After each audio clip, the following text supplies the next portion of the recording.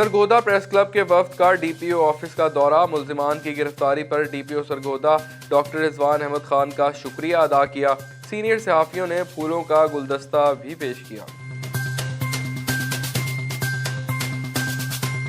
Khairpur Tome والی کے تھانہ قائم پور میں خاتون پر تیزاب گردی کا واقعہ، آر پی او شیر اکبر کا واقعے کا نوٹس، ڈی پی او بہاولپور نے فوری ملزمان کو گرفتار کرنے کی ہدایت کر دی۔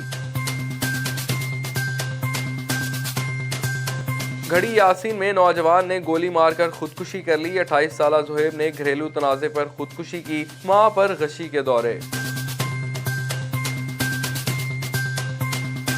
کل سے پاک پتن میں رمضان بازار سجے گا، شہری اشیاء ضروریہ عام بازار سے کم شرح منافع پر خرید سکیں گے۔ گھڑی یاسین میں ٹریفک حادثے میں خاتون جاں بحق، موٹر سائیکل سوار زخمی، ہسپتال منتقل کر دیا گیا۔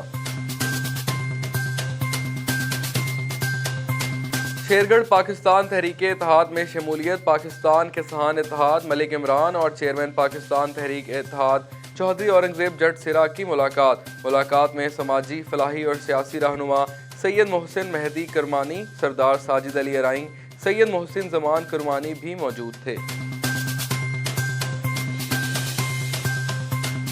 نصیر آباد میں بڑھتی ہوئی ڈکیتی کی وارداتوں اور ڈاکو راج کے خلاف ٹرانسپورٹرز کا ٹائر جلا کر احتجاج، سندھ بلوچستان قومی شاہراہ کونو تال کے مقام پر بلاک کر دیا۔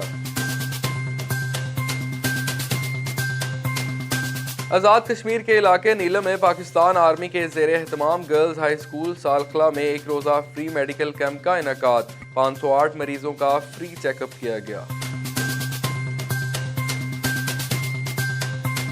عارف والا میں دعوت اسلامی کے زیر اہتمام حفظ القرآن مکمل کرنے والے طلباء کے اعزاز میں تقریب تقسیم اسناد، تقریب میں حفاظ کرام کو حفظ القرآن کی اسناد سے نوازا گیا۔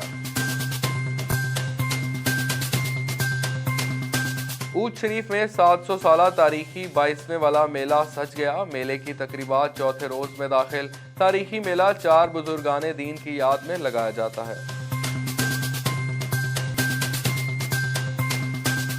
اور پنڈی گھیب میں مسلم کمانڈو مارشل آرٹ کے زیر اہتمام باڈی بلڈنگ اور مارشل آرٹ تقریب کا انعقاد، تقریب میں بلیک بیلٹ چیمپئن جوان نے اپنے ہنر کے جوہر دکھائے، جبکہ 75 سالہ بزرگ نے اپنے جسم پر بھاری بھرکم پتھروں کو توڑ کر سب کو حیران کر دیا۔